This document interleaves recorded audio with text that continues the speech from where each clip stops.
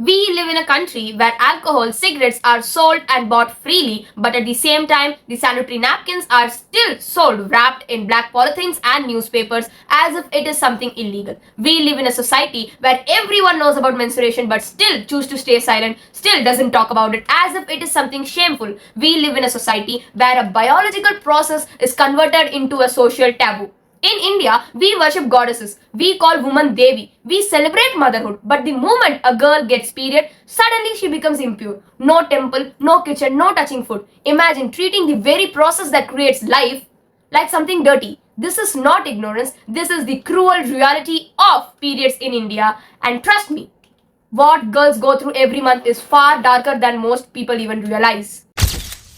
Period is biology. It is health. It is life. Yet in India, menstruation is still wrapped in shame, fear, silence, and rules. Even today, menstrual stigma continues to affect education, mental health, and dignity of millions of girls in India. Because from the first period, many girls are not taught confidence, they are taught secrecy. Hide the pad, don't tell your father, your brother shouldn't know about it, wrap it in newspaper. The first lesson taught you shame, and shame becomes habit. And let me tell you something, this is not a lesson. This is a narrative which is set during the past and it is still being continued in this India where stereotypes are still not yet over. It is still common in India that menstrual education before first period remains deeply inadequate, and instead of comfort, people choose to whisper. They whisper as if this is something shameful. They whisper as if they don't know anything about periods, as if they haven't experienced it. Imagine a girl is getting her first period and she goes and tells her mother. And in return, her mother tells her, don't tell your father, don't tell your brother. Like, this is the worst stereotype which needs to be stopped, that a man shouldn't know about periods. Like, I believe that every single human being must know what periods is. A man must know that his sister or his mother or his wife is having periods, because if a man can't help his woman, the women of his house, during the lowest time, then for what is he a man? Imagine you ran out of pads and you are in so much pain that you can't even go to the shop. Your mother is also working, she can't go to the shop too. Now the only way is either you call your father or your brother and ask them to bring it for you. And will you at that time think that, oh my god, I can't call and tell my father and brother that I am in my periods? Like, think practically. Your father is a married man. Before you, he knows your mother, and obviously he has seen his wife in the face of periods and also pregnancy. So obviously he knows what periods is about, and you are his daughter. He must know that when you need his help. And coming to your brother, if a boy in a family knows about periods, if he is not taught about periods from childhood, how will you expect a boy to turn into a man? How will you expect a man to take care of his wife after marriage during her periods? Like, this is the basic common sense which every family in India must think about to teach their girls about periods, and including their boys about periods, to how to take care of girls, how to take care of his sister, how to take care of his wife during that phase of life. Then comes the cruel rules which are still followed in Indian families. In many families still the girls are told, don't touch the plants, don't touch the food, don't touch pickles, don't sit with family members, don't wash your hair, don't go outside, this, that, blah, blah, blah, blah. All are just nonsense. Think about it, that once you get period, every single month a girl is reminded that her body is less pure.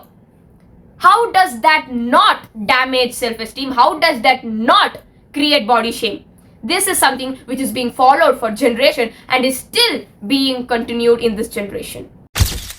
In India, approximately 35 crore women goes through the process of menstruation, in which 12 crore adolescent girls faces menstrual challenges and problems. But as a result, 2.3 crore girls drop out school every single year.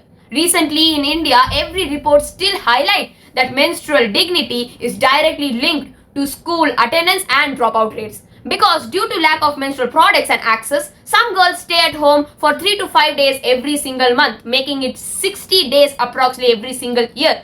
Even the working women take off approximately 1 or 2 days from their work, and they slowly fall behind. A natural body process should not decide a girl's future, but in India, for many of them, it still does decide it. Now comes the harshest truth, where cruelty becomes invisible. Not every single girl can afford pads. Still, many girls uses old clothes, rags, tissues, newspapers, because simply there is no choice. According to education policy reporting, recently more than 350 million women and girls in India lack adequate menstrual hygiene access. This is not just an health issue, this is equality, this is dignity, this is survival. But just because talking about periods is taboo, many of them suffer silently, and this silent suffering is the darkest part of this topic.